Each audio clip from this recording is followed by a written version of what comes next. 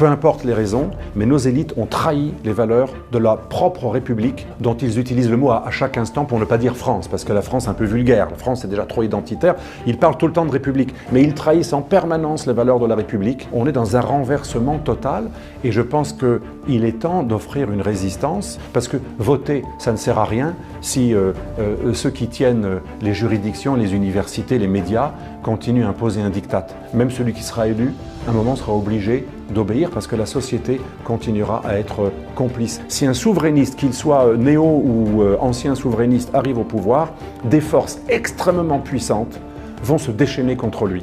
Et tout sera fait pour rendre impossible son règne.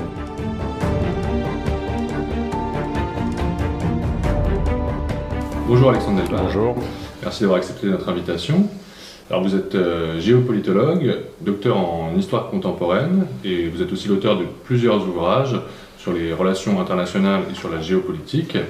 Alors vous venez de publier un nouvel essai intitulé « La mondialisation dangereuse vers le déclassement de l'Occident », un livre que vous avez coécrit avec Jacques Sopelsa, qui est géopolitologue, président honoraire de l'université Paris 1 Panthéon-Sorbonne. Donc dans cet ouvrage qui est très dense, en fait, vous faites le bilan finalement des conséquences de la mondialisation. Vous relevez notamment ses effets pervers, ses revers, les menaces qu'elle fait peser notamment sur l'Occident. Et vous brossez aussi le panorama des différents enjeux géopolitiques contemporains. Alors pour commencer, peut-être que vous pourriez définir deux termes qui sont au cœur de cet ouvrage, qui sont le terme de mondialisation et le terme d'Occident. Merci tout d'abord de me demander de définir les termes, car c'est fondamental. Et souvent, on parle de mondialisation sans savoir vraiment de quoi on parle. On nous dit que la mondialisation, c'est la preuve que les frontières sont inutiles, désuètes. C'est la thèse de Bertrand Badi en France, Guy Sormand ou Alain Minc de la mondialisation heureuse, nécessairement heureuse, ou de Fukuyama sur la fin de l'histoire. Alors qu'en fait, la mondialisation, c'est en fait une technologie qui permet des échanges, des communications entre les hommes de plus en plus rapides et aisées. Mais ce n'est pas que ça, la mondialisation. C'est quelque chose qui est très ancien, qui remonte au moins aux routes de la soie, aussi l'Empire portugais, l'Empire hollandais, l'Empire britannique, mais avant la route de la soie, ou le capitalisme initié en Italie du Nord, notamment Venise, Gênes et Florence. Donc la mondialisation, elle n'est ni uniquement moderne, ni forcément heureuse, elle est neutre. Ce sont des échanges qui ont toujours existé, sauf que la technologie a fait de cette mondialisation quelque chose de beaucoup plus rapide, mais c'est ancien. Et ça n'a pas forcément détruit les nations ou les identités, au contraire. Depuis la route de la soie, il s'est passé des siècles et les nations se sont formées, les civilisations se sont entrechoquées et combattues, notamment Islam-Occident, mais pas que, mais aussi Chine-Occident. Et donc on voit bien la mondialisation, c'est quelque chose de neutre. Ce sont des échanges, des transports, des communications. Et la lecture du mondialisme nous fait croire, dans une vision très occidentalo-centrée, l'occidental qui prend ses rêves pour des réalités, la mondialisation heureuse, c'est une lecture mondialiste, idéologique, d'un phénomène qui lui est neutre. Et pour terminer cette définition, la preuve que la mondialisation est neutre, pas forcément heureuse et pas mondialiste, c'est que la Chine, qui est ultranationaliste, la Turquie, qui est très identitaire, l'Indonésie, la Malaisie, qui sont très identitaires, qui se réislamisent en même temps d'être très nationalistes, et même l'Inde, autre usine du monde avec la Chine, sont de plein fouet dans la mondialisation, ont augmenté leur prospérité grâce à la mondialisation, et au même moment, les uns se sont réislamisés, les autres sont redevenus ultranationalistes, ou les deux à la fois. Donc la mondialisation, elle est neutre, et il n'y a que l'Occident, une partie de l'Occident, qui en a une lecture idéologique, anti-frontières, anti-identité, comme si c'était uniquement heureux, et la mise en commun de toutes les souverainetés qui disparaissent, et la construction d'un village global planétaire qui est vraiment une illusion, une utopie. La mondialisation, elle est foncièrement neutre, et ce sont les États les plus dynamiques, les plus jaloux de leur souveraineté, les plus offensifs, comme la Chine, qui voient dans la mondialisation un moyen de projeter leur puissance, c'est-à-dire l'inverse de ce qu'on nous a fait croire. La mondialisation n'est pas la mondialisation heureuse, on est tous bisounours, c'est gentil, c'est une hyper-concurrence, et ceux qui tirent leur épingle du jeu, et qui violent, d'ailleurs, comme la Chine, les dispositions du multilatéralisme et des accords internationaux, en nous pillant technologiquement et en violant les droits de la concurrence et de la libre circulation des biens, des marchandises et des humains, eh bien la Chine montre bien que la mondialisation, elle est un atout pour les puissances néo-nationalistes ou néo-impériales qui en ont une lecture anti-utopique et qui en ont une lecture qui est proche de la réelle politique. Sur le terme d'Occident... Oui. Alors c'est très important aussi de définir l'Occident, j'ai oublié. L'Occident, c'est comme la mondialisation, il y a 2 lectures possibles, au moins. Peut-être 3, mais moi j'en vois au moins 2. L'Occident au sens historique du terme, donc la partie ouest d'une civilisation européenne judéo-chrétienne, l'Empire romain d'Occident, ensuite l'Empire carolingien, mais de toute façon, malgré cette évolution d'une partie de l'Empire romain d'Occident jusque son évolution germanique, carolingienne, eh bien c'est quand même en gros un peuple européen construit par une identité gréco-latine et ensuite judéo-chrétienne, donc Athènes, Rome, Jérusalem, et cet Occident que j'appellerais l'Occident identitaire.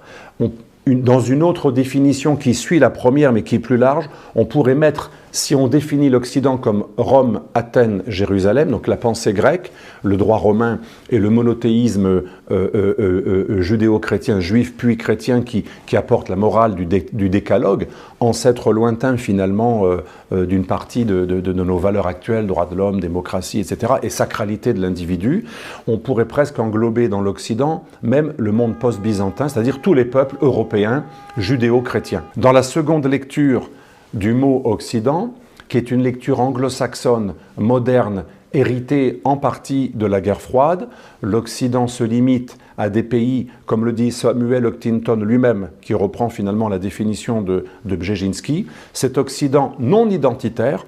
Donc la deuxième définition, beaucoup plus actuelle, c'est la société de consommation, c'est le monde libre au sens libre marché par opposition au monde de la planification marxiste économique. Et cet Occident-là n'est plus du tout un Occident identitaire, c'est l'Occident consumériste de McWord, ou c'est l'Occident atlantiste tourné contre la Russie soviétique. Et là, cet Occident-là n'est plus du tout défini par l'identité blanche européenne, judéo-chrétienne, un peu ce que disait De Gaulle, les peuples blancs européens marqués par le christianisme, etc. Là, cet Occident-là, il peut inclure le Japon, il peut inclure, et ce n'est pas une critique que je fais, c'est une observation, il peut inclure la Turquie, qui est membre de l'OTAN. Si l'Occident, c'est la consommation, McWord, si c'est le libéralisme économique, le libre-échange, la société d'économie de marché, et si l'Occident, c'est ça, plus l'appartenance à l'OTAN, ou l'alliance avec des pays de l'OTAN, ou l'alliance avec l'Amérique, parce que l'Amérique est le leader de cet Occident-là. Cet Occident-là n'a plus grand-chose d'identitaire, puisque forcément, il inclut la Turquie qui est membre de l'OTAN, et il inclut les alliés asiatiques de l'Amérique, que sont Corée du Sud, Taïwan, Japon, Philippines. Et cet Occident-là, c'est ce que j'appelle l'Occident a-identitaire, ou post-identitaire, ou non-identitaire. C'est l'Occident, je dirais, anglo-saxon finalement, parce que c'est les anglo-saxons qui ont fait évoluer cet Occident qui au départ était enraciné en Europe, et aussi qui était enraciné dans l'Amérique faite par des Européens. Cet Occident McWord, c'est quelque chose qui est en partie d'origine occidentale, mais qui est plutôt le monde. En fait, et c'est tout le problème de la mondialisation, l'Occident, pour justifier l'impérialisme, qui est essentiellement celui qui est moderne, l'impérialisme anglo-saxon, l'Occident se voit comme le monde. Et quand vous vous voyez comme le monde, pour en fait justifier votre hégémonie sur le monde entier, vous devez forcément sortir de votre identité originelle. Si vous voulez diriger le monde et donner une idéologie qui fasse que votre empire devienne mondial, vous devez renoncer à l'identité particulière qui va être un frein. Vous devez créer une identité abstraite, transformer l'identité par des valeurs. D'où le surgissement du droit de l'hommisme, du pandémocratisme américain et même la version la plus radicale, le wokisme, et toute cette idéologie minoritariste, diversitaire, qui permet à l'Empire de dire « nous sommes pour tout le monde puisque nous voulons englober toutes les identités ». Donc c'est que cet Occident-là, à cause de sa volonté impériale, eh bien, a renoncé à son identité au départ, pas par culpabilisation, mais parce que pour faire asseoir son empire mondial, il devait créer un semblant d'identité internationale, de valeurs, de liant international, transnational, qui est justement le mondialisme, qui est l'idéologie et l'utopie qui permet de justifier, en fait, l'empire anglo-saxon, car l'empire occidental est essentiellement un empire anglo-saxon, il est d'expression anglo-saxonne, les multinationales s'expriment en anglais, et Macworld, ces fameuses multinationales et ces applications et les GAFAM viennent des États-Unis, même si ce worldisme, ce mondialisme, en fait, même s'il est d'origine états-unienne, il est devenu mondial et il est d'expression anglo-saxonne. C'est Macworld, c'est-à-dire c'est l'extension de la puissance américaine dans le monde. Vous expliquez que la mondialisation a révéler les vulnérabilités majeures de l'Occident, de l'Europe surtout, en fait, que vous qualifiez de ventre mou de l'Occident. En quoi, en fait, la mondialisation a-t-elle favorisé ce déclassement du vieux continent ?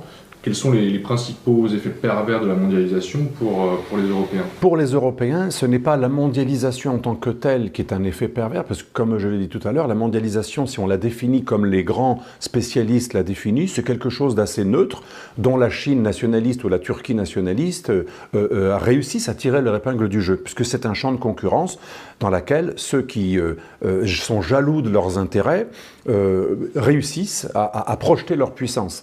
Donc ce n'est pas la mondialisation qui a fait déclasser l'Europe ou qui lui a fait perdre sa souveraineté, c'est la lecture utopique, béate des Européens qui sont en fait les dindons de la farce, parce que alors que les Chinois et les Américains, les deux grands leaders de la nouvelle mondialisation, la dernière phase de la mondialisation moderne a été lancée par les Américains, qui ont pris la Chine comme une usine monde pour délocaliser leurs multinationales pour des raisons de coût, et la Chine a cessé de jouer le rôle d'un simple imitateur usine monde pour s'autonomiser et retourner la mondialisation contre les Américains. C'est pour ça qu'aujourd'hui, les deux grands acteurs de la mondialisation, c'est les Américains qui sont encore quand même forts, ils ont les applis.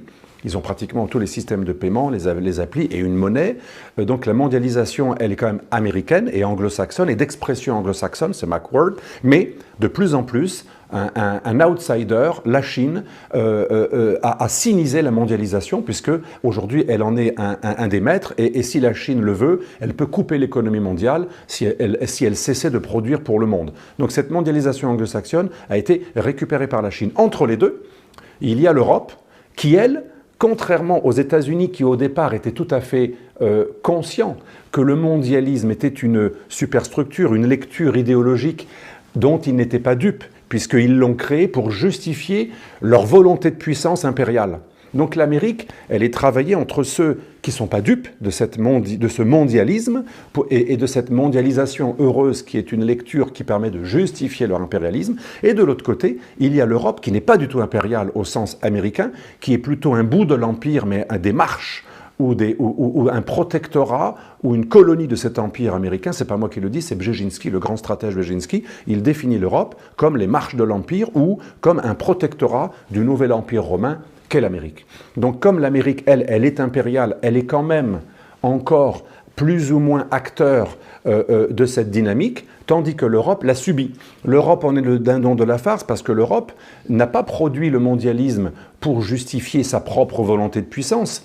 Il croit à la lettre à cette lecture utopique de la mondialisation qu'est le mondialisme, et l'Europe se voit en quelque sorte elle-même volontairement comme une zone de désouverainisation, c'est le terme, le néologisme que nous employons dans ce livre, la mondialisation heureuse. L'Europe est l'espace le plus désouverainisé parmi les grandes puissances. Bien sûr, il y a d'autres endroits, il y a d'autres ventres mous parce qu'ils n'ont pas les capacités. Mais parmi les grandes nations et les grandes civilisations qui ont une capacité de puissance, donc la Turquie, l'Inde, la Chine, la Russie, on pourrait même dire de nouveaux acteurs, Brésil, Colombie, Chili, Indonésie, Malaisie, etc., Vietnam, les puissances puissances réelles du premier rang et les puissances montantes émergentes, elles ont toutes une vision souverainiste, nationaliste et identitaire. Parfois les deux à la fois. La Turquie, c'est le meilleur exemple. À la fois, la Turquie, l'Indonésie ou la Malaisie sont des pays qui sont de plein fouet dans la mondialisation.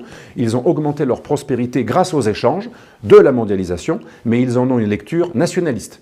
Ils se sont réislamisés et ils sont redevenus très nationalistes au même moment où ils étaient de plein fouet bénéficiaires et acteurs de cette mondialisation. Donc l'Europe, elle, pourquoi elle est le dindon de la farce? Elle est la seule à croire que la mondialisation, ça veut dire qu'on renonce à son identité. C'est la seule grande civilisation ancienne, parce que ce n'est pas une nouvelle civilisation, c'est une vieille civilisation qui croit que pour être bien vue par le reste du monde, elle doit se présenter comme sans religion, sans identité, sans racines. Et l'Europe a remplacé l'identité par des valeurs abstraites, le droit de l'homisme, le diversitarisme, l'antiracisme, qui est une très belle intention, bien entendu, on n'est pas là pour le nier, mais elle a remplacé des identités concrètes que le Japon conserve, que le Brésil, les États-Unis, la Russie, la Turquie conservent, mais l'Europe est la seule finalement qui dit « nous sommes une terra nullius ». Même les États-Unis, qui sont pourtant une terre nouvelle qui a détruit les autochtones, et donc elle pourrait, elle, se présenter comme une terra nullius, elle ne le fait pas. Elle a quand même des valeurs, elle a quand même quelques valeurs judéo-chrétiennes. On jure sur la Bible quand on a un président américain. Et les WASP, ça veut dire White Anglo-Saxon Protestant. Tandis que les Européens ne se définissent ni comme Protestants, ni comme Catholics, ils se définissent comme rien. Uniquement régis par la normativité du droit, lui-même soumis à la normativité morale, à la magistrature morale du droit de l'homisme. Donc le droit est au-dessus, la lecture des droits de l'homme qui pose l'individu comme plus important que le groupe. Et donc l'Europe en est le dindon de la farce de cette mondialisation parce qu'elle est la seule à respecter les accords climatiques, les accords de libre-échange. Elle fait des lois, des règlements qui punissent et même des sanctions qui punissent des grandes entreprises européennes qui voudraient faire des consortiums au nom du sacro-saint principe de libre concurrence parfaite, alors que les autres pays font des consortiums puissants internationaux et même financent leurs entreprises, leurs grands acteurs. Eh bien, l'Europe est la seule entité au monde qui se punit elle-même, notamment du point de vue économique, au nom de la libre concurrence qu'elle applique à la lettre. L'Europe est la seule qui applique à la lettre la tolérance, donc elle est dans une relation de non-réciprocité, elle s'accorde, elle s'oblige elle-même dans des dispositions que les autres, que ses propres partenaires ne respectent pas. En ce sens, cette Europe qui a désouverainisé les nations qui la composent, sans avoir réussi à créer un échelon de souveraineté supranationale, le problème de l'Europe, donc, vous voyez, j'essaie d'être assez neutre, que l'on soit souverainiste ou européiste, dans les deux cas, il n'y a pas de souveraineté. Il n'y a plus vraiment de souveraineté nationale des États qui composent l'Europe, ce que voulait De Gaulle, des États-nations souverains, l'Europe des nations, mais on n'a pas réussi, c'est ce que déplorent, et sont cohérents de ce point de vue, les vrais fédéralistes européens déplorent le fait que ce qui reste de petite souveraineté quand même des États qui la composent a empêché de passer à une souveraineté supranationale qui ferait quand même de l'Europe une nation puissante avec une stratégie, une définition d'elle-même, des frontières, une volonté de puissance. Donc nous ne sommes ni dans la souveraineté nationale, ni dans la souveraineté supranationale. Et c'est la seule entité au monde géopolitique que nous appelons dans le livre OJNI, un objet géopolitique non identifié, qui n'a aucune souveraineté réelle. On est en apesanteur, en absence de souveraineté, et c'est ce qu'il y a de plus dangereux quand un acteur géopolitique qui est adepte de la volonté de puissance, comme la Chine, la Russie, l'Inde, la Turquie, les États-Unis aussi, voit un acteur qui renonce lui-même à sa souveraineté et qui se pose comme n'ayant pas d'ennemis, n'ayant pas de conflit, n'ayant pas d'identité, n'ayant pas de racines, et ouvert uniquement au droit de l'homisme. C'est un immense cri de faiblesse. C'est un immense signal de faiblesse qui est envoyé par l'Europe, qui attire ces trois grands prédateurs que nous décrivons dans le livre. Le prédateur économico-culturel qui nous acculture et qui est un empire eurasien, l'Amérique. Le prédateur économique qui est la Chine, qui nous déclasse, mais parce que nos multinationales ont voulu se délocaliser et se désindustrialiser. Et le prédateur civilisationnel, théocratique, l'islamisme. Ces trois grands prédateurs voient l'Europe comme quand même, c'était quand même un joyau, l'Europe c'est quand même la zone de prospérité absolue, ça reste une des grandes zones de prospérité, eh bien ces trois grands prédateurs voient un peu comme les conquérants arabes face à l'Empire perse ou l'Empire byzantin, qui était en train de s'autodétruire, eh bien c'est un joyau que tous les grands prédateurs voient comme une terra nullius à conquérir, dont le vide doit être rempli. Vous parlez aussi finalement des scrupules moraux des pays européens qui sont à l'origine de ce renoncement, de cette perte d'identité et de valeurs historiques volontaires. Une forme de culpabilisation civilisationnelle qui les conduit vers l'autodestruction finalement. Alors comment s'explique selon vous cette culpabilité, ce complexe qui paraît ronger l'Europe et qui constitue aussi un terreau finalement favorable sur lequel peuvent prospérer ce dont vous parliez tout à l'heure, c'est-à-dire l'idéologie woke et ce qu'on appelle la cancel culture? C'est une question extrêmement importante. Je le répète, la lecture mondialiste de la mondialisation, qui elle est neutre, au départ, c'est quelque chose de très cynique que produisent deux grandes entités. L'entité politique américaine, du Deep State, qui veut, et c'est tout à fait normal de son point de vue, ce n'est pas un jugement de valeur, qui veut justifier avec des belles idées, en fait, une suprématie. Donc là, c'est le mondialisme produit par le Deep State américain, et le Deep State américain est interventionniste, contrairement au Trumpisme ou aux isolationnistes. Et deuxièmement, ça vient de l'Amérique, mais ce n'est pas que l'Amérique, les grandes multinationales internationales, pour justifier leur extension et leur pouvoir transnational qui se méfie des États, a lui aussi intérêt à produire un mondialisme, c'est-à-dire l'illusion selon laquelle la mondialisation signifierait qu'on est tous frères, ce qui est une très belle idée, mais qui peut être dangereuse quand elle nous conduit à abaisser notre garde. Donc ces producteurs de mondialisation, je dirais, concrète, objective, ont rencontré un autre élément qui lui aussi est mondialiste, mais lui qui est sincèrement mondialiste, qui ne l'a pas créé comme une justification, mais qui y croit vraiment, l'internationalisme de gauche, ou tiers-mondiste, ou de gauche, ou d'extrême gauche, dont le wokisme n'est qu'un avatar, puisque le wokisme, la cancel culture, n'est que la dérive toujours plus radicale d'un phénomène au départ politiquement correct, qui est né dans les universités états-uniennes, qui elles-mêmes, comme en Europe, sont influencées par de nombreux penseurs trotskistes, parfois très brillants. Et comme les BLM, le Black Lives Matter n'est pas né en réaction à l'assassinat de George Floyd, mais en 2013, dans des universités, autour de penseurs trotskistes qui ont voulu instrumentaliser la cause antiraciste pour en faire un bélier contre l'identité majoritaire blanche occidentale WASP. Et donc ça, on n'est même pas là pour juger que ça soit bien ou mal, que ça soit heureux ou pas heureux. C'est quelque chose que l'on sait. Certains chercheurs ont montré même les dates, les faits, les noms. Donc c'est quelque chose que l'on sait. Le problème, c'est que si l'Amérique est travaillée entre ceux qui n'en sont pas dupes et ceux qui en sont dupes, l'Europe, elle n'a même pas cette opposition. Elle est le déversoir de ce mondialisme en tant que laboratoire. L'Europe n'est pas un empire qui a fait croire qu'il était mondialiste pour justifier son empire. L'Europe, c'est un bout de l'empire américain, qui est un protectorat américain, sécurisé par l'OTAN, parce que l'Europe, se voyant comme Bisounoursland, a renoncé à toute autonomie stratégique, et il ne faut surtout pas faire une armée européenne. Je parlais récemment avec un général qui me disait surtout pas. Et donc l'Europe, elle, c'est différent des États-Unis. Il n'y a même pas une réelle opposition entre un deep state qui est cynique, qui aurait produit ça par cynisme, et ceux qui y croient vraiment. Il y a pratiquement les leaders européens de l'Ouest, je mets à part les souverainistes de Pologne ou de Hongrie ou d'ailleurs, dans les pays de l'Est, l'Ouest de l'Europe n'a que des élites qui croient totalement à cette utopie mondialiste. Ils en sont, et même quand ils n'y croient pas, ils se sentent tenus, ça répond à la seconde partie de votre question, pourquoi cette idéologie de la repentance est encore plus délétère et produit des effets encore plus désouverainisants en Europe qu'aux États-Unis. Parce que l'Europe, et il faut le reconnaître, a été victime de deux grandes guerres civiles européennes, comme le montre le grand historien allemand Ernst Nolte.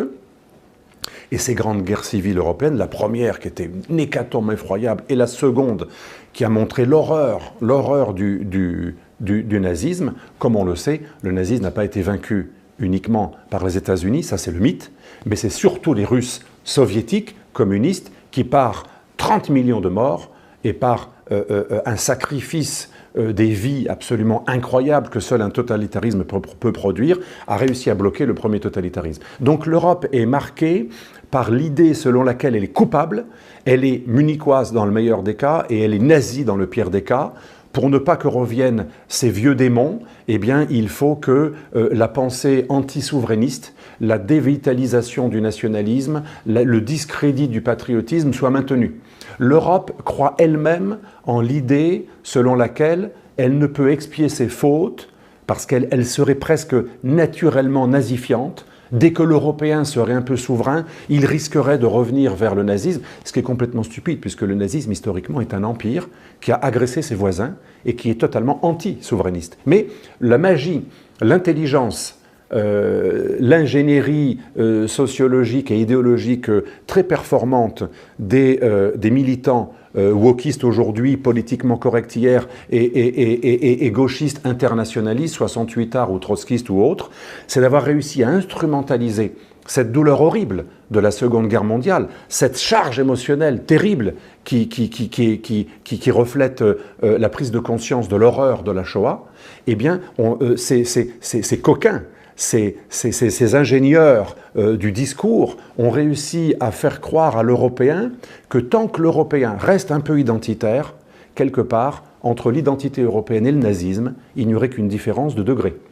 Dès qu'un Européen serait un peu fier de sa culture, il serait pratiquement sur la route de la renazification. Et l'idée de Jürgen Habermas, qui est le grand philosophe de référence de la Commission européenne, qui est cité dans de nombreux textes européens, qui est de l'école post-marxiste dite de Francfort, soi-disant l'héritier de cette école, en tout cas certains le discutent, eh bien l'idée de Jürgen Habermas, qui est l'idée officielle de l'Europe, c'est que pour être sûr que les vieux démons ne reviennent jamais, l'Europe doit renoncer à toute identité.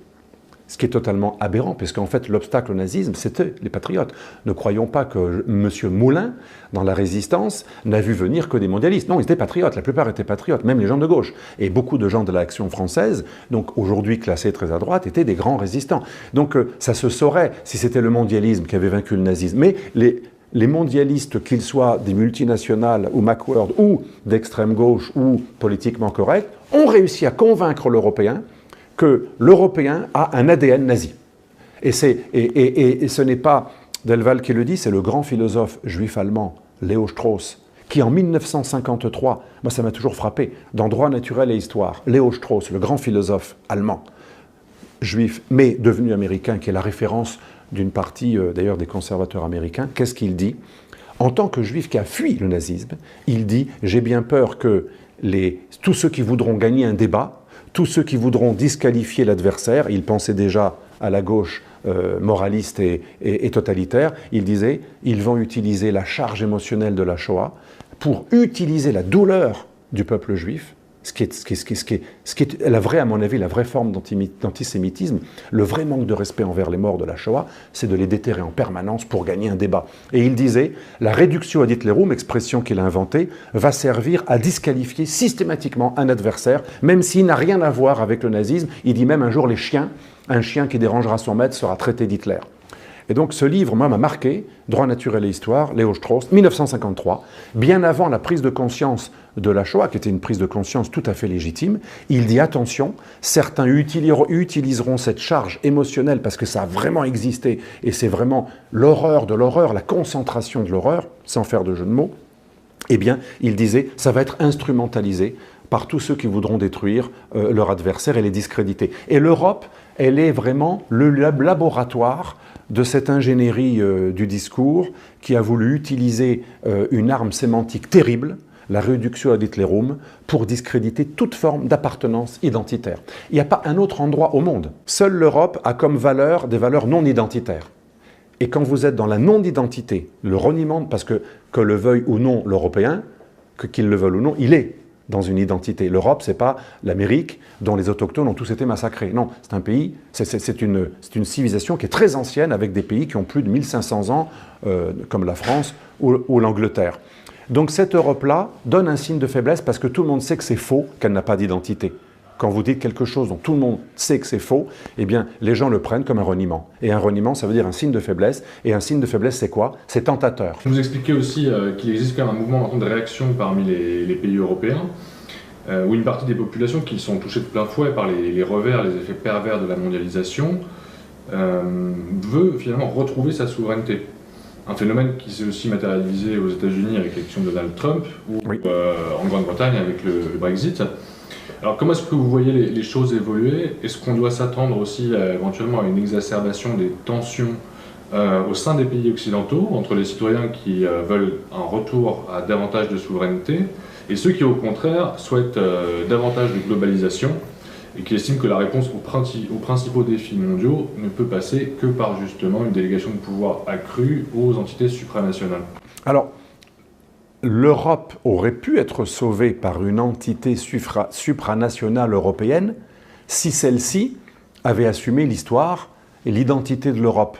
Les peuples se seraient dit, même si on détruit notre souveraineté, au moins il y en a une autre, au niveau au-dessus, qui va défendre notre culture face à un phénomène de submersion. Je préfère le mot submersion, j'aime pas l'expression grand remplacement, parce que c'est pas forcément calculé, les braves gens émigrent pour trouver un peu de prospérité. Après, ils sont récupérés par des gens qui ont un agenda, notamment les islamistes ou les immigrationnistes de la cancel culture qui veulent détruire les peuples occidentaux, mais ce sont souvent des braves gens qui viennent pour la prospérité. Donc il y a un phénomène de submersion qui est lié au fait que l'Afrique, et là il n'y a pas d'intention maligne, c'est objectif, c'est les phénomènes de l'histoire, l'Afrique va doubler démographiquement, elle va passer à 2 millions d'habitants, on a tout un chapitre dans le livre, 2 milliards d'habitants, on a tout un chapitre dans ce livre sur l'évolution démographique de l'Afrique. C'est pas la faute des Africains, c'est un fait, voilà, c'est comme la pluie ou le mauvais ou le beau temps, c'est un fait.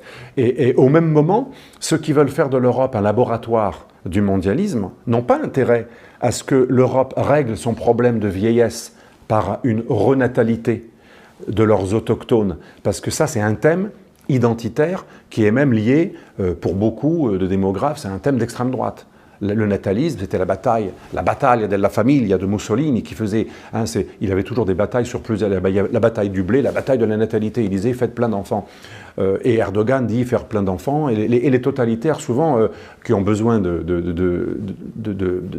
main-d'œuvre militaire pour aller au charbon, en général sont natalistes. Donc comme le thème nataliste a été réduit à Hitlerum lui aussi, l'Europe pense qu'elle peut régler le problème des retraites qu'en faisant venir des masses de migrants extra-européens, et s'ajoute à ça le fait que ceux qui veulent faire de l'Europe un laboratoire du mondialisme ont parfaitement compris que si les Européens survivent en tant que nation, en tant que peuple plus ou moins homogène, c'est-à-dire pas homogène racialement, je n'aime pas cette expression, ou ethniquement, mais culturellement homogène, eh bien, ce serait un obstacle au fait de faire de l'Europe un laboratoire du mondialisme, le début du village mondial ou du gouvernement mondial. Donc c'est très important pour ces élites mondialisées de faire en sorte qu'on hétérogénise les peuples européens.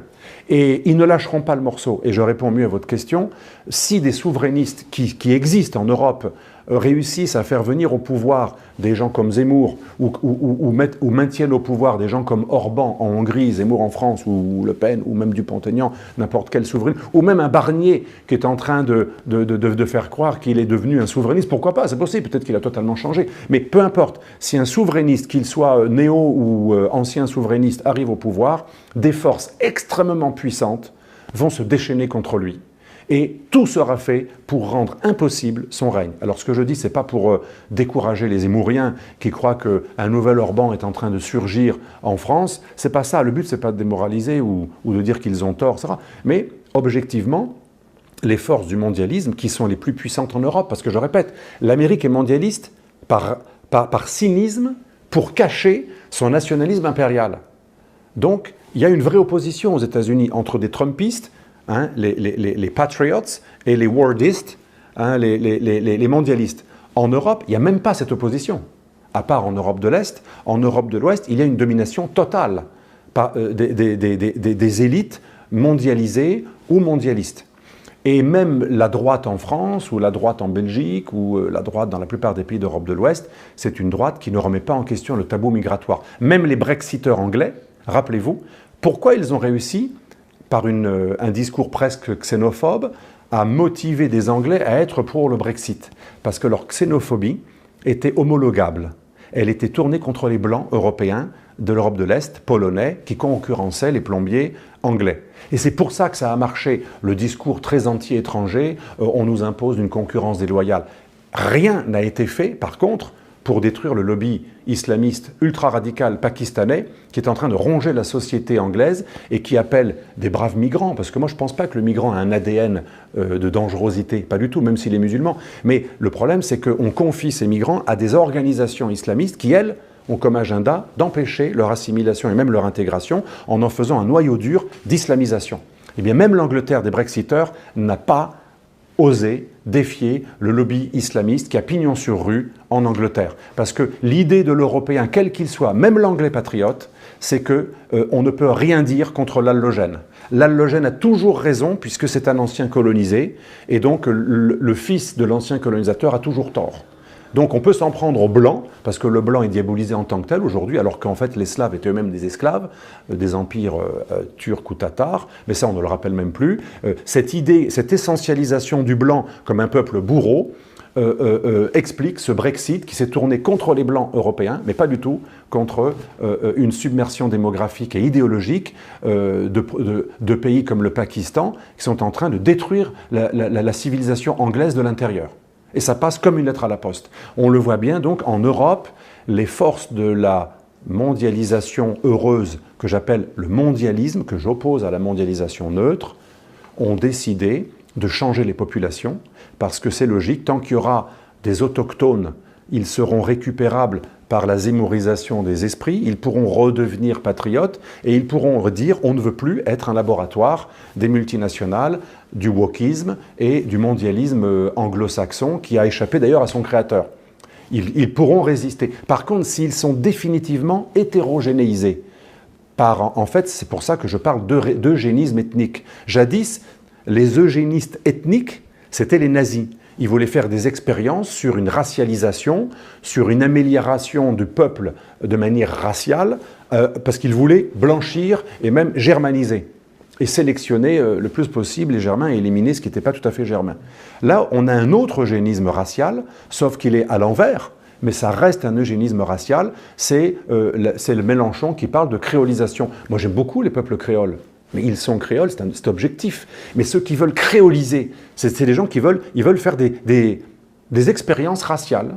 Ils veulent déblanchir. Déblanchir, c'est la même démarche eugéniste ethnique, racialiste, que de blanchir. Donc on est passé des eugénistes ethniques nazis aux eugénistes ethniques qui veulent construire un nouveau peuple en détruisant les peuples blancs qui sont de toute façon suspects et coupable éternellement, puisque l'idéologie des indigénistes, c'est que le fils de blanc est responsable de ce qu'ont fait certains blancs.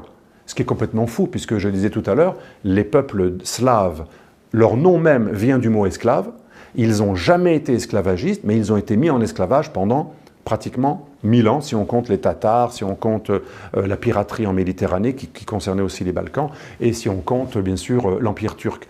Donc des peuples blancs ont été mis en esclavage encore plus longtemps que la traite des Noirs par les Blancs, mais le blanc croit.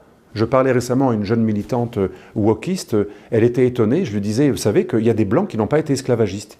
Il y a même des blancs qui ont été mis en esclavage plus longtemps que les Noirs par les Blancs.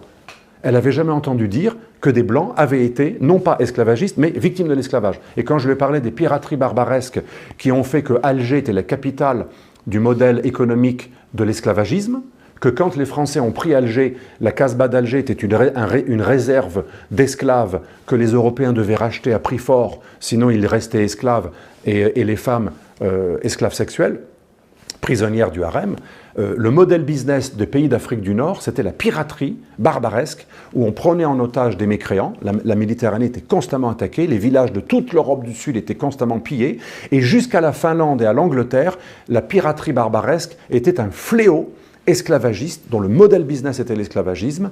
L'Amérique a même dû livrer sa première bataille navale, on oublie, en dehors de son continent, en Méditerranée, parce que même les Américains ne supportaient plus le fait qu'un navire commercial américain était systématiquement attaqué par des pirates barbaresques qui travaillaient d'ailleurs pour l'Empire ottoman. Donc quand on voit l'histoire avec non pas ethnocentrée sur notre Europe de l'Ouest, qui effectivement était esclavagiste, surtout d'ailleurs l'Ouest de la France, de Nantes à Bordeaux, mais la plupart des peuples européens n'étaient pas du tout esclavagistes. Ils ont même été en grande partie victimes de l'esclavage. Mais ça, personne ne le dit, tout le monde le sait, tous les historiens le savent. Jacques Hirs a écrit des choses remarquables là-dessus, la piraterie et la contre-piraterie, mais les wokistes veulent essentialiser de blancs, les blancs comme tous des esclaves, donc fils d'esclaves égale esclave.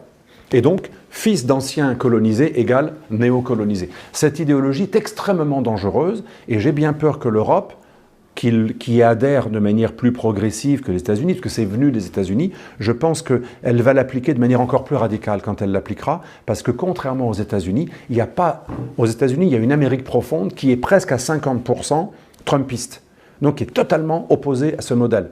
On n'a pas 50% dans l'ensemble de l'Europe de l'Ouest de gens susceptibles de voter pour l'équivalent de Trump. Il n'y a pas... Et donc la différence entre l'Europe et l'Amérique, c'est que l'Amérique qui a créé ça pour justifier son empire, est à moitié dupe de cette idéologie utopiste, mondialiste, internationaliste, sans frontiériste. L'Europe de l'Ouest est pratiquement à 100% dupe. Et les peuples tellement étouffés qu'il y a très peu de réactions. D'ailleurs, je ne vois une réaction en Europe de l'Ouest qu'en France. Les souverainistes au Portugal, c'est 5%. En Espagne, ça doit être 4 à 10% maximum. En Andalousie, parti Vox. En Belgique, 0%. En Suède, 0%. Au Danemark, il y a une légère résistance, et en France, il y a une résistance, c'est-à-dire que la France est le seul pays qui a un parti souverainiste très puissant depuis des années, quoi qu'on en pense, hein, on n'est pas là pour dire du bien de Marine Le Pen, moi c'est pas ma tasse de thé, mais que ce soit Marine Le Pen ou souverainiste Dupont-Aignan ou Zemmour, le bloc souverainiste, il est peut-être à 40%, grand maximum en faisant le plein, pourquoi pas. Mais c'est une exception, la France. Le reste de l'Europe est désouverainisé et n'offre pas une résistance électorale comparable au trumpisme, parce que l'Europe est le laboratoire de la mondialisation et non pas son créateur artificiel. Elle est le réceptacle. Et alors, quel regard vous portez aussi sur le comportement justement des élites occidentales qui sont généralement bénéficiaires de la mondialisation? Est-ce qu'on peut parler d'une forme de trahison vis-à-vis des peuples dont elles sont censées défendre des intérêts? Je pense qu'on peut parler de trahison envers les peuples, pas au sens populiste, vulgaire, où BHL disait récemment qu'il a été traité de traître par Zemmour et que la prochaine étape, c'est peut-être la prison, etc. Non, moi quand je parle de trahison, je me réfère à Benda, la trahison des clercs, c'est-à-dire trahir ses propres principes. Quand le wokisme, la cancel culture, remet en question les Lumières, l'encyclopédie, la rationalité, le fait que chaque être humain est égal, indépendamment de son origine, de son ethnie, parce qu'il est un être humain. Cette idée qui est le fondement de l'humanisme des origines comme de l'humanisme actuel, est totalement remise en question par des racialistes, indigénistes et wokistes qui, sous couvert de plein d'allocutions un peu bourdieusiennes, ont réussi à réhabiliter le racialisme, le différentialisme, et certains même groupes féministes woke sont même pro-islamistes. C'est extraordinaire quand même. C'est-à-dire, pour eux, le mâle occidental, quand il est macho, c'est très grave, même si c'est juste une blague. Hein, Guillaume Bigot a vu les conséquences d'une petite blague sur une femme. Il a été attaqué par plein de gens récemment, alors que c'était de l'humour. Et par contre, l'ultra-machisme misogynisant, misogyne, ce qui est beaucoup plus fort que le machisme, de l'islamiste, qui veut reléguer les femmes, même pas au fourneau, mais même a le droit de les battre, c'est dans la charia. Alors là, rien. Aucune réaction. C'est extraordinaire. Un graffiti d'un blanc mâle, ou une réflexion ou une blague d'un blanc mâle, va être considéré plus grave et plus condamnable que les coups reçus par une femme voilée, par son mari, qui pense qu'il a le droit de rectifier sa femme, puisque c'est dans le Coran et dans la charia, c'est permis. Donc là, on est dans quelque chose de sidérant, de renversement, mais en gros, il faut bien montrer que ceux qui sont à l'origine de cette offensive contre l'identité européenne sont en fait des néo-racistes. Aujourd'hui, le nouveau racisme fait croire qu'il est antiraciste. Les nouveaux anti-lumière, anti-universalistes font croire qu'ils sont mondialistes, universalistes. Il y a une inversion générale et les nouveaux féministes justifient le machisme islamiste. On est dans un renversement total et je pense qu'il est temps d'offrir une résistance qui n'est pas la résistance qui consiste à voter forcément souverainiste. La résistance, vous savez, les grands résistants, c'est ceux dont on ne parle jamais. Le petit paysan, le brave cateau de province qui a caché un juif chez lui, qui a donné des renseignements à la résistance, mais qui s'en est jamais vanté, on ne connaît même pas son nom. C'est la petite résistance au quotidien. Je prends un exemple. Un universitaire qui est pourtant doyen d'une université me disait on est obligé d'adopter l'écriture inclusive, ça m'ennuie, je le fais. Mais ce n'est pas vrai, on n'est pas obligé. Des universitaires pourraient dire je refuse, et il me disait lui-même que c'est ultra minoritaire, que c'est souvent une personne sur 100 qui est prêt à faire un procès, à menacer, à appeler les médias, etc. La résistance au quotidien, c'est de dire « je ne cède pas à votre diktat ». À mon petit niveau, employeur, universitaire, maître de conférence, même professeur dans une petite école, je ne cède pas à cela. Je refuse, non. Comptez sur quelqu'un d'autre.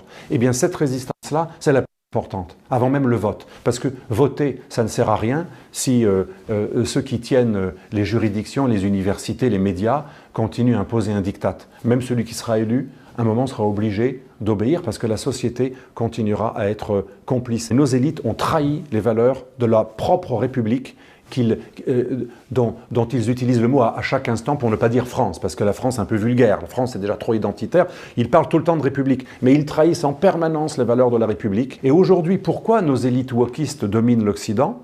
Parce que même ceux qui sont contre adhèrent à leur projet, en ne résistant pas. Je connais des patrons qui me disent « nous on est contre l'écriture inclusive, le wokisme, ou faire du différentialisme, ou parfois même des concessions au voile islamique, etc. On est contre, mais on a peur d'être traité d'eux. » C'est ça la collaboration. La collaboration, c'est pas uniquement quand vous avez le couteau sous la tempe, c'est quand intellectuellement vous avez peur qu'on dise de vous que, alors vous cédez par la passivité. Donc finalement, au-delà du vote, c'est un changement de société qu'il faut appeler de nos voeux, parce que ce qui m'effraie moi aujourd'hui en Occident, c'est le déclin de la raison. Le wokisme est totalement antirationnel. La cancel culture, elle est différentialiste, elle est racialiste. C'est le contraire de tous les acquis de l'Occident moderne qui étaient les Lumières et la rationalité universelle, où chaque être humain est respecté, non pas pour ses origines, mais par ce qu'il est et a envie de devenir, par le fait qu'il a une possibilité de réussir par la méritocratie. Même la méritocratie est remise en question aujourd'hui. Certains wokistes dénoncent le fait que les Asiatiques sont trop intelligents. Comme ils ont les meilleurs résultats, il faut faire un équilibre, il faut faire en sorte que l'examen soit plus facile pour un noir et même un blanc que pour un asiatique, ou alors plus facile pour un noir que pour un asiatique, ou plus facile pour un latino-américain que pour un blanc. Ce qui est stupide, parce que certains latino-américains sont aussi blancs que les blancs. Mais en plus, là, les catégories sont stupides. Le Caucasian aux États-Unis, il suffit d'avoir juste un ancêtre, un huitième noir, et vous êtes, même si vous avez une tête de blanc, vous êtes parmi les noirs. Donc, vous voyez, en plus, c'est complètement absurde, et c'est une régression de la méritocratie. Ça veut dire qu'on n'est plus jugé par son mérite, l'effort que l'on produit, mais on est assigné à résidence identitaire. Vous parlez aussi dans votre ouvrage de la multiplication des conflits ouverts qui a accompagné justement le phénomène de mondialisation. En fait, donc contrairement à ce que disaient les chantres finalement de cette mondialisation heureuse, le rapport de force continue d'être l'instrument privilégié du règlement des conflits dans le monde. Vous citez notamment des propos du général Thierry Burkhard en juillet 2019, donc qui à l'époque était chef d'état-major de l'armée de terre, et qui expliquait que contrairement à une idée reçue très ancrée dans les consciences occidentales, les conflits armés directs de haute intensité redevenaient possibles sur le sol des démocraties libérales. Alors, quelles sont finalement les principales menaces de conflits armés directs aujourd'hui pour l'Occident, selon vous, pour nos démocraties libérales? Alors, si on commence par l'Europe, il y a déjà un conflit qui est très dangereux, par essence un conflit dangereux, mais il peut déboucher sur un autre conflit de plus haut niveau. C'est le conflit en Ukraine. Nous avons un chapitre entier sur le conflit au Haut-Karabakh entre Arméniens et Turcs et Azéris, mais nous avons aussi, juste après, un chapitre assez approfondi sur le conflit ukrainien. On a même consulté des très grands spécialistes, à la fois russes et ukrainiens, donc les deux camps. Et aujourd'hui, on peut dire que ce n'est pas uniquement une guerre civile qui oppose des Ukrainiens pro-occidentaux atlantistes et pro-européens à des Ukrainiens pro-russes, qui sont de plus en plus minoritaires. C'est un conflit qui de plus en plus oppose la Russie à l'OTAN. Les mouvements de troupes, les budgets, les aides financières de l'Amérique à l'armée ukrainienne. De l'autre côté, l'implication, parce que même si Poutine le nie, on sait qu'il y a une implication russe, certes non avouée, mais dans le Donbass. on voit constamment le conflit devenir de plus en plus insoluble. Et cet été, avant d'écrire le livre, donc été 2021, on était au bord d'un conflit déclaré, cette fois-ci non plus indirect, mais direct, entre l'Ukraine et la Russie, voire avec une possibilité, parce que l'OTAN investit beaucoup, et l'Amérique investit beaucoup dans le verrou ukrainien, un conflit peut-être même entre l'OTAN et la Russie, puisqu'il y a des mouvements de troupes, il y a des viols d'espace aérien, il y a des radicalisations des deux côtés. Moi, je me rappelle, mon dernier voyage en Russie m'a marqué. On a visité un abri nucléaire avec les organisateurs du voyage, et la guide nous disait, avec un accent charmant, qu'on prépare les populations russes au conflit de plus haute intensité, y compris nucléaire, avec l'ennemi qui est l'Occident. Quand on prépare des masses russes dans les écoles, les guides, les médias, parce que c'est médiatique aussi, à un conflit total avec l'Occident, ce n'est pas très bon pour la paix dans le monde et les relations Russie-Occident. Donc ce conflit ukrainien, je pense qu'il ne va pas dégénérer. On le dit, il y a très peu de chances. Mais il y a une petite chance, ou plutôt un risque, qu'on ne pensait pas avant. Aujourd'hui, l'emploi de l'arme nucléaire n'est pas totalement impossible, y compris sur le sol européen. On a un deuxième conflit qui nous implique indirectement, c'est le conflit azéri-arménien dans le Haut-Karabakh, mais là on nous dit que ça ne nous concerne pas parce que ce n'est pas un pays membre de l'Union européenne, mais c'est quand même pas loin. Et ça implique une nation chrétienne, il y a une diaspora arménienne très importante en Occident, et surtout c'est le terrain d'essai de l'impérialisme turc belligène qui a montré en aidant les Azéris et en fournissant des armes sophistiquées, des drones et compagnie, qu'on peut en venir à bout d'un peuple chrétien, y compris sur le précaré russe. Le message est très clair, la Turquie peut même défier les Russes sur leur propre précaré, leur étranger proche, le Caucase.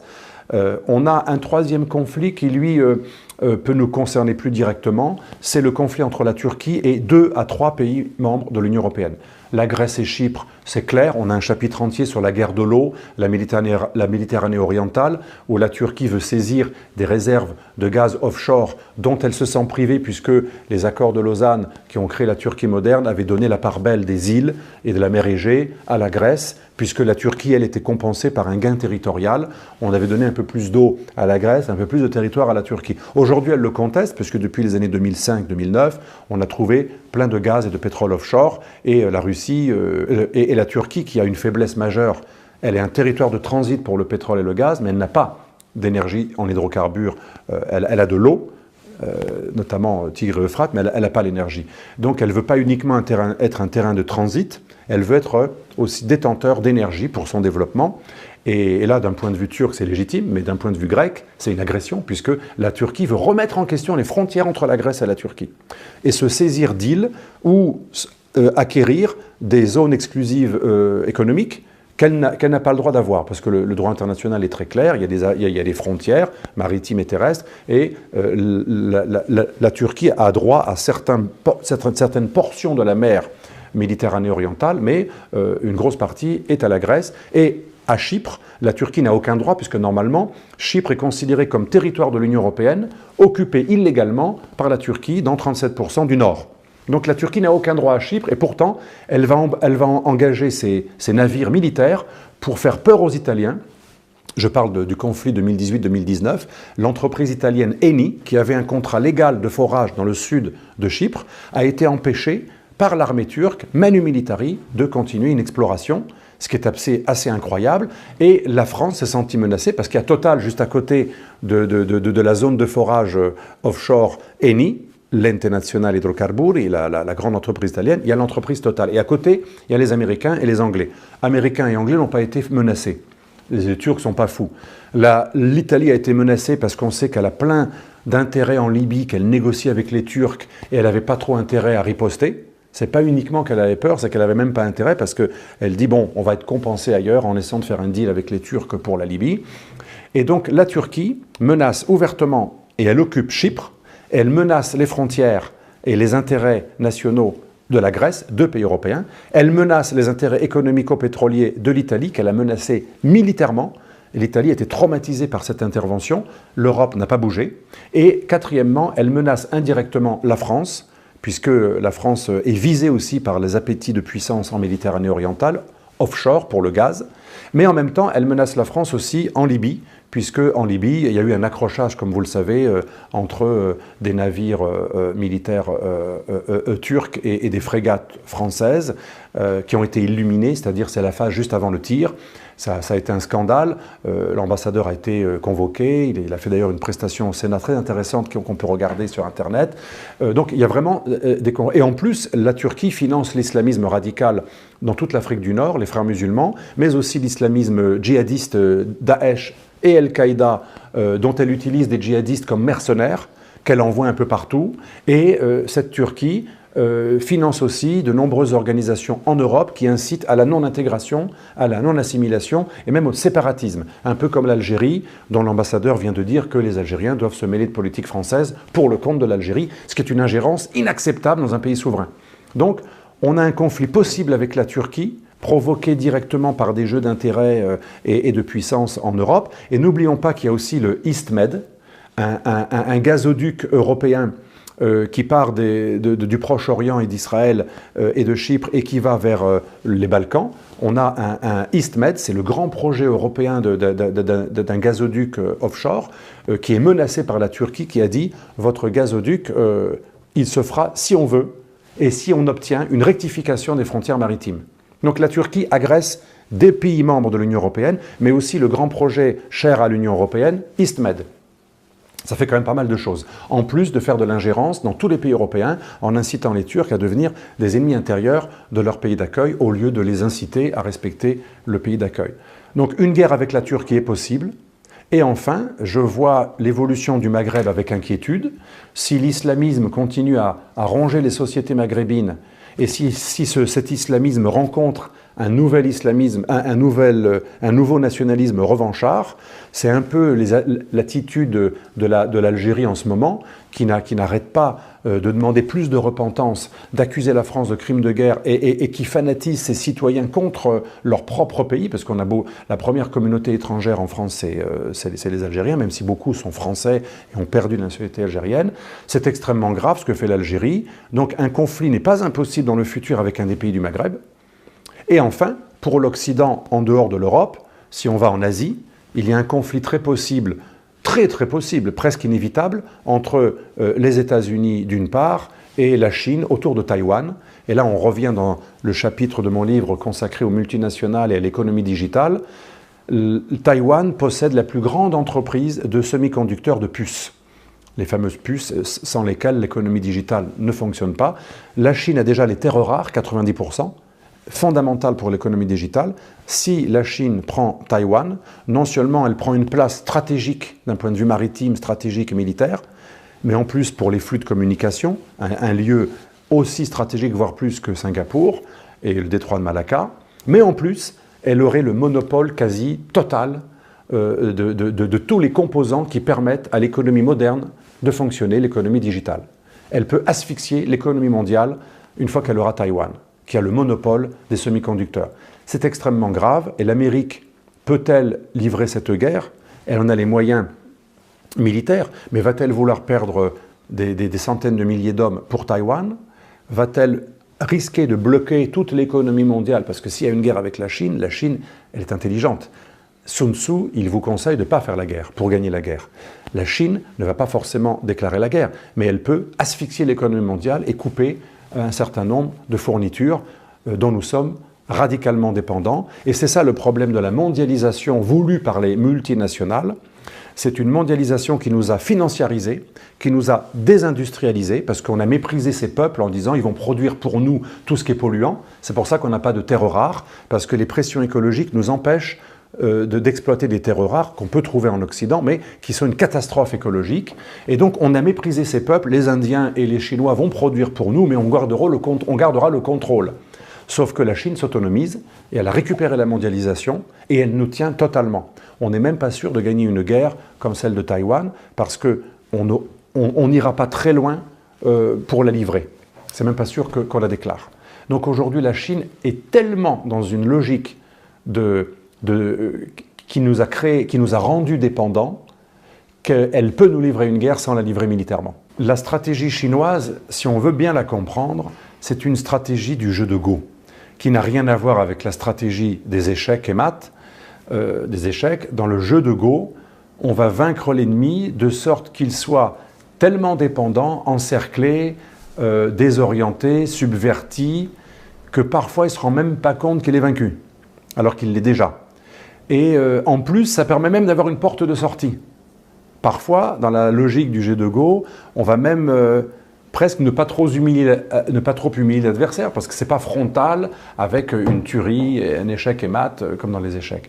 Et bien, c'est exactement ce que fait la Chine, l'hyperdépendance, contrôler la mondialisation, la stratégie du collier de perles en Chine méridionale et orientale jusqu'à l'océan Indien, qui consiste à faire toute une série de comptoirs par des rachats de ports, par l'opérateur Costco, mais aussi d'autres formes de participation et de pression ou d'endettement qui ensuite aboutissent à une prise de participation et à un contrôle. L'idée, contrôler les ports en eau profonde, concurrencer Taïwan, Singapour et le détroit de Malacca par des dispositifs parallèles. Donc le collier de perles, c'est ça la stratégie du collier de perles. On se sent encerclé par le nouveau Rimland, qui jadis encerclait le Heartland russo-soviétique. Aujourd'hui, le nouveau Rimland occidental contrôle donc des bordures de l'Eurasie et des mers. Il encercle et la Russie du Heartland et la Chine, qui fait maintenant partie d'une sorte d'extension du Heartland. La Chine donc devient maritime par nécessité.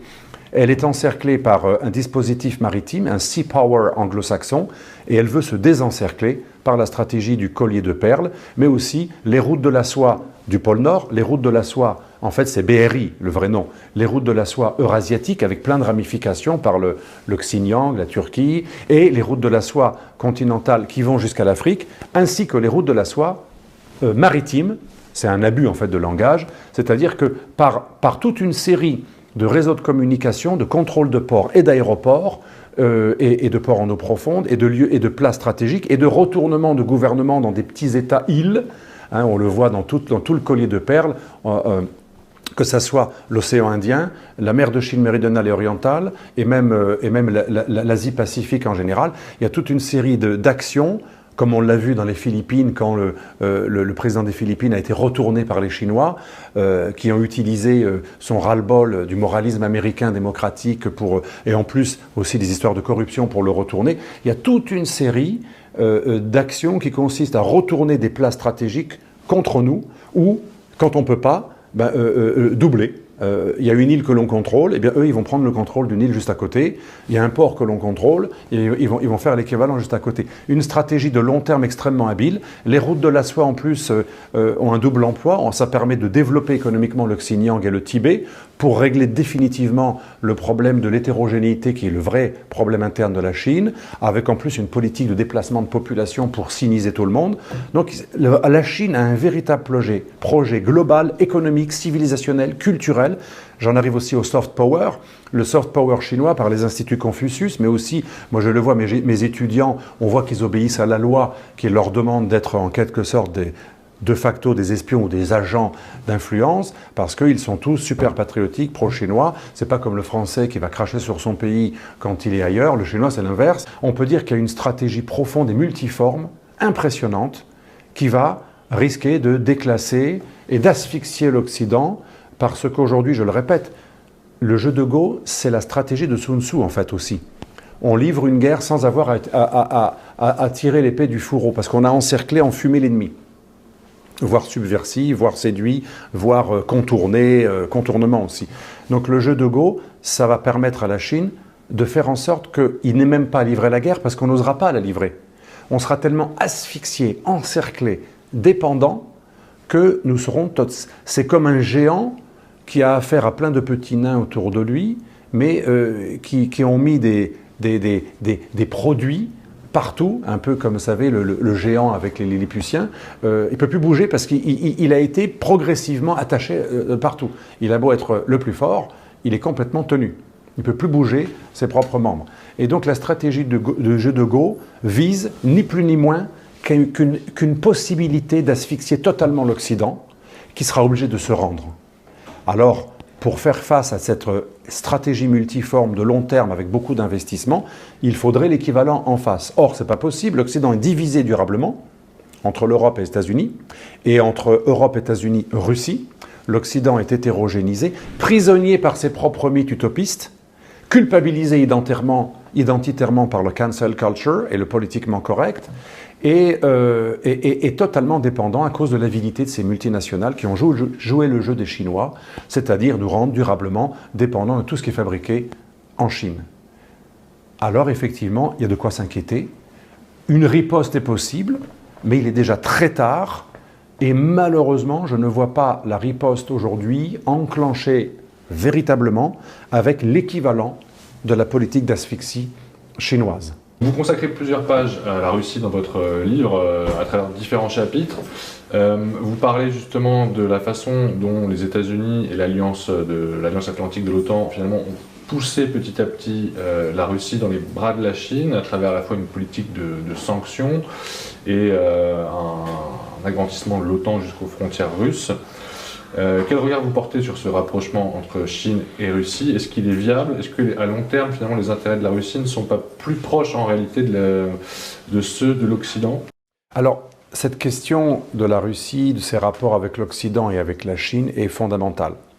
Je pense vraiment, sans prétention, sans vouloir juger les grands stratèges qui sont quand même pas stupides, je pense vraiment qu'on peut affirmer que l'Occident, américain même, a commis une erreur majeure dans le cadre de l'affrontement futur entre la Chine, qui est le vrai outsider, et les États-Unis. Pourquoi le vrai outsider? Parce que la Chine, elle a bientôt un PIB qui va être égal à celui des États-Unis. La Russie, elle a le PIB de l'Italie. Il est clair que le véritable acteur géostratégique majeur capable de concurrencer les États-Unis dans tous les domaines de la puissance, c'est la Chine et personne d'autre. Même l'Inde est loin derrière, elle a à peu près le budget aussi de la France. PIB de la France, à peine plus que l'Italie. Donc c'est une énorme erreur que d'avoir humilié les Russes. Pourquoi je dis qu'on les a humiliés? Ce n'est pas pour reprendre la doctrine Poutine. C'est ce que font certains souverainistes en France. Ils idolâtrent Poutine, ce n'est pas mon cas. Mais objectivement, j'ai vraiment écrit un livre là-dessus, Les ennemis de l'Occident, et je reprends dans ce chapitre, on l'a fait à deux ce livre avec Jacques Soppel-Sam, mais un des chapitres qui était le mien, lui il en a fait des remarquables qui traitent aussi de ce sujet sur le désarmement, sur la prolifération, etc. Mais quand je parle de cela dans le chapitre Nouvelle guerre froide, je reprends des faits historiques. Quand l'URSS s'est effondrée, il y a eu un accord entre Occidentaux et Russes, comme quoi nous n'irions pas sur leur précaré, sur ce qu'ils appellent l'étranger russe, l'étranger proche, pardon. La notion d'étranger proche, c'est des pays étrangers, mais c'est notre chasse gardée. Et on avait un deal. De même que les Russes n'allaient pas trop mettre leur nez au Mexique ou au Canada, ni faire de base militaire au Canada, ce qui aurait été très mal pris par les États-Unis. Et cet accord n'a pas été respecté. Les Russes se sont sentis humiliés par l'extension de l'OTAN vers l'Est, qui continue. On a même fait des promesses à l'Ukraine avant de se rétracter parce que les Russes ont dit que ce serait la guerre. Mais on a même essayé vers l'Ukraine, la Géorgie, les Balkans. Maintenant, les pays des Balkans deviennent chacun de leur tour, à leur tour deviennent membres de l'OTAN. On a fait la guerre du Kosovo dans les années 98-99 pour bloquer les Russes en mer chaude, puisque l'ex-Yougoslavie de Milosevic s'était réconciliée avec les Russes dans une union panslave. C'était directement tourné contre les Russes. La guerre en Irak était tournée contre les Russes, puisque c'était un client de la Russie, depuis que l'Irak s'était éloigné de l'Occident. La Libye a été considérée comme une offense également par les Russes. Et la Syrie, où on a voulu renverser un régime pro-russe qui avait la seule base militaire russe en Méditerranée, a été considérée comme un casus belli, et celui-là n'a pas été permis. Là, ils ont dit stop. On a une seule base dans les mers chaudes méditerranéennes, on ne va pas la perdre. L'autre, c'est les mers chaudes de la mer Noire, c'est la base en Crimée. Le problème a été réglé par l'annexion de la Crimée, ce qui a permis aux Américains de déclencher des nouvelles sanctions. Bref, ce malentendu russo-occidental, il est mathématique, il a été permis par le fait qu'on a humilié les Russes pendant des années en les refusant dans l'OMC, alors que la Chine, qui en viole toutes les dispositions, a été accueillie 15 ans plus tôt. On a humilié les Russes en ne menant pas à bien le partenariat Russie-OTAN de 1997, en violant l'accord tacite de non-extension vers l'Est. Et en fait, les Russes ont renoncé au pacte de Varsovie, tandis que nous, on a continué à tourner l'OTAN contre eux, avec des missiles braqués vers eux. Soi-disant braqués vers l'Iran, mais braqués vers Moscou. Ils ne sont pas dupes. Et c'est un immense gâchis, c'est la fin de ma réponse, parce que ça a mis les Russes revanchard, un peu comme un ours blessé, qui ne peut plus être vraiment puissant, mais qui peut quand même faire quelques dégâts, quelques coups de griffe. Cet ours blessé s'est tourné vers la Chine, qui l'a armé et qui l'a équipé technologiquement. Les Chinois se frottent les mains parce qu'à long terme, ils restent l'ennemi de la Russie. Ils veulent récupérer une partie de la Sibérie qu'ils ont perdue dans le passé. Et donc, Russes comme Occidentaux, sur le long terme, sont à 100% perdants et on n'a aucun doute là-dessus. Et je m'appuie d'ailleurs, c'est vraiment la fin, cette réponse, sur un propos très important de George Kennan, le concepteur de la doctrine du containment sous la guerre froide, qui voulait contenir la Russie soviétique. Qu'est-ce qu'il dit à la fin de sa vie? C'est une erreur absolue d'avoir encouragé les tendances les plus nocives dans la politique russe en les humiliant. On a déclenché et réveillé chez eux les tendances les plus anti-occidentales. Ça les met dans les bras des Chinois.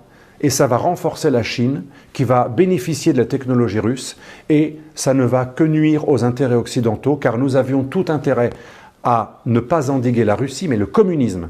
Mais une fois que le communisme russe était fini, et qu'on a une Russie où on paye 13% de flat tax, c'est pas une Russie soviétique, qu'on le veuille ou non, malgré la propagande occidentale, c'est une Russie différente. Peut-être tsariste, peut-être slave, mais c'est plus la Russie communiste. Quand on paye 13% de flat tax, on n'est pas dans un régime soviétique. C'est même, la Russie, à un moment, elle était ultra-libérale, et aujourd'hui, elle est oligarchique. C'est pas un régime soviétique.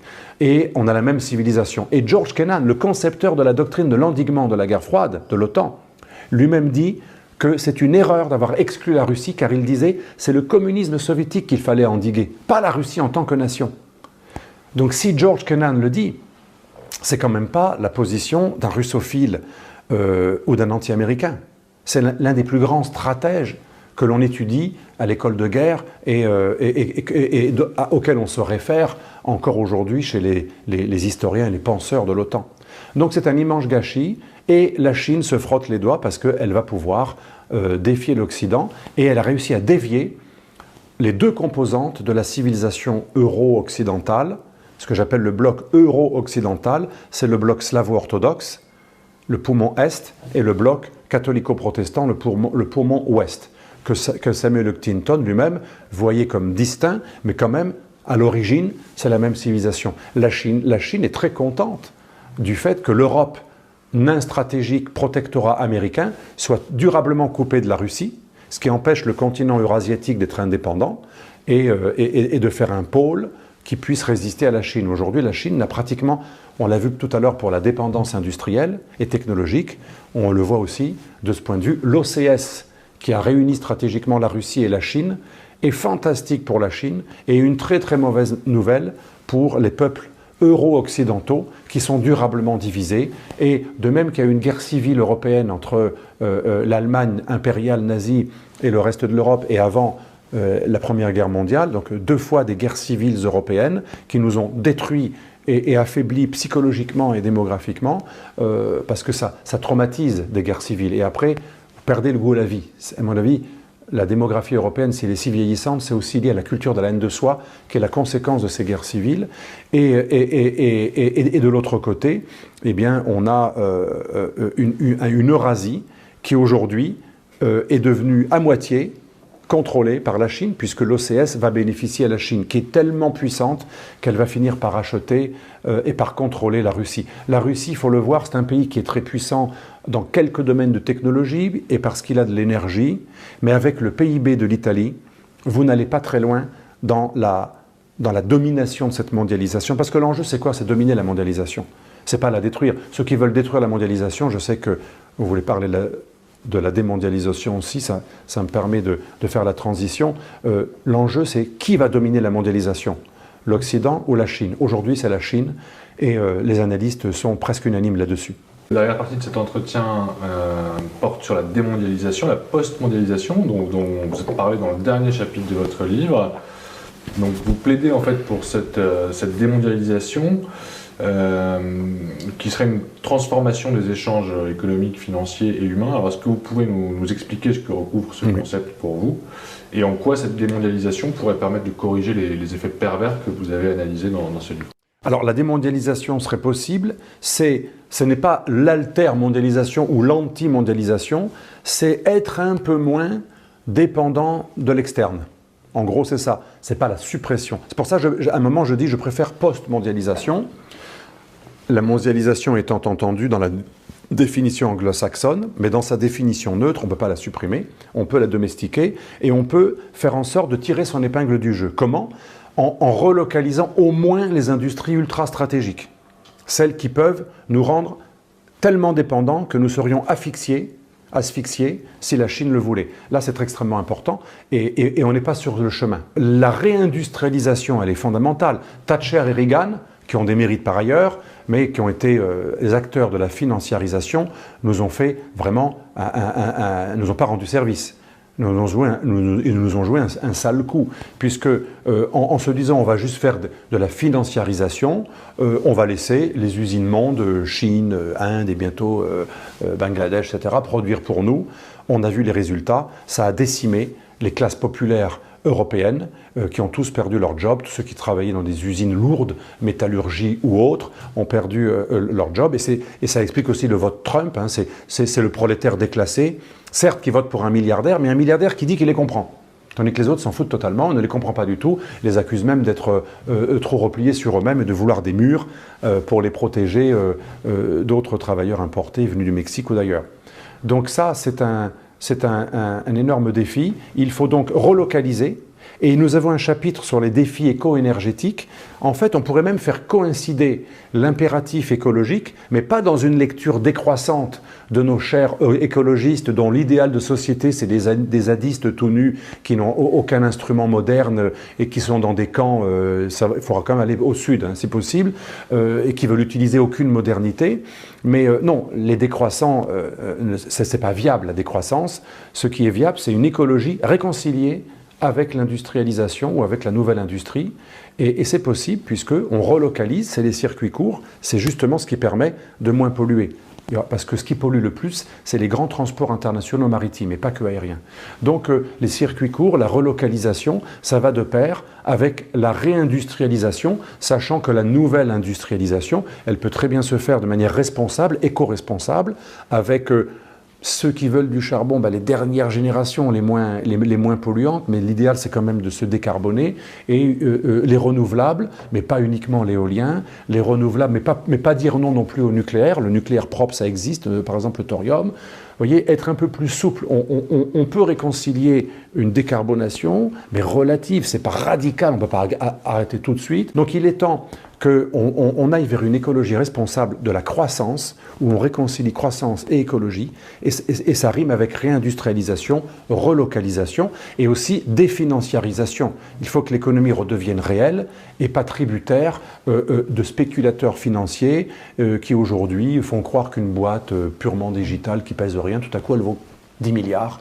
Il y a un décalage énorme entre l'économie réelle et l'économie de la financiarisation qu'a voulu Thatcher et qu'a voulu Reagan. Et tout cela est possible, certes pas d'un coup, mais il n'y a même pas de plan de 10, 15, 20, 30 ans mis en œuvre aujourd'hui par les dirigeants occidentaux pour réellement aller vers là. Cette démondialisation ou post-mondialisation ne sera possible que s'il y a le retour du politique, le primat du politique. Si le politique dit maintenant ça suffit, les multinationales, vous allez payer 20% de taxes. Et la preuve que ce n'est pas irréaliste, ça commence. L'OCDE, sous l'impulsion des Européens et des Américains et de Biden, mais c'est Trump qui avait donné la première idée, est en train de demander aux multinationales de payer entre 15 et 20% minimum de taxes et plus 0 à 8 comme il le faisait. Donc il y a un processus quand même qui consiste à essayer de remettre à leur place les multinationales qui ont acquis un pouvoir qui défie beaucoup trop les États pour que ça soit acceptable. Et quand les États reprendront le dessus sur les logiques financières et multinationales, le primat du politique sera possible, et il peut, le politique sera redevenu premier, et le service, et l'économie au service du politique, et pas l'inverse. Et là, on pourra s'affranchir d'intérêts privés qui aujourd'hui dominent l'Occident, et on pourra avoir une politique de long terme, parce que je le répète, aujourd'hui, la relocalisation ne va pas dans l'intérêt des multinationales. Il faudra les obliger. Alors, obstacle majeur, que je comprends tout à fait qu'avancent les libéraux, le problème d'une grande relocalisation, ça va renchérir les coûts pour les consommateurs les plus pauvres, qui n'auront peut-être pas autant de produits à presque rien dans les supermarchés. On peut répondre à cela qu'au moins on relocalise ce que l'on peut relocaliser dans les pays d'Europe où le coût de la main-d'œuvre est parfois quand même très très bas, pas comme la Chine, mais en tout cas comparable à une partie de la Chine de l'Est prospère. On peut aussi, là où on ne peut pas relocaliser en Europe, relocaliser dans les pays au moins qui n'ont pas d'inimitié avec nous, qui ont des mêmes intérêts et qui ont les mêmes ennemis. Par exemple, l'Inde, c'est beaucoup moins dangereux d'être dépendant, même s'il ne faut pas, de l'Inde que de la Chine, parce que la Chine et l'Inde sont ennemis, et l'Inde partage énormément de préoccupations sécuritaires avec l'Occident. Mais je pense quand même que si on ne peut pas tout relocaliser, il faut être réaliste, et il restera toujours une division internationale du travail et des compétences, dans une logique libérale classique, on peut quand même relocaliser un certain nombre de domaines stratégiques, vitaux. Et cela, ce n'est possible que si nos dirigeants ont une vision de long terme. C'est comme pour l'écologie, dont on parle tout le temps, mais finalement rien ne se passe réellement. Il faut un moment que les dirigeants aient une vision de long terme. Et ce n'est possible, je le répète, que si on met au pas les logiques financières et internationales, ce n'est pas du marxisme, pas du tout, mais les remet à sa place. L'économie est au service du politique et pas l'inverse. Donc je suis quand même confiant, même si je pense que les libéraux ont raison de dire qu'on ne pourra pas d'un coup tout relocaliser, parce que les consommateurs européens ne voudront pas payer tout à coup plus cher. Donc on peut relocaliser, j'allais dire, de manière raisonnable. C'est comme le protectionnisme raisonnable. Vous savez, trop d'impôts tue d'impôts, l'excès est insignifiant, et donc même dans le protectionnisme et la relocalisation, il faut faire ce qui est viable, et ce sera déjà difficile. Déjà, essayons de le faire. Nos élites en parlent un peu, mais je pense que si elles étaient moins tenues par les multinationales et la finance privée, elles pourraient aller beaucoup plus loin. C'est réaliste, c'est possible. Et c'est le thème du dernier chapitre. Merci beaucoup Alexandre Delval. Merci à vous.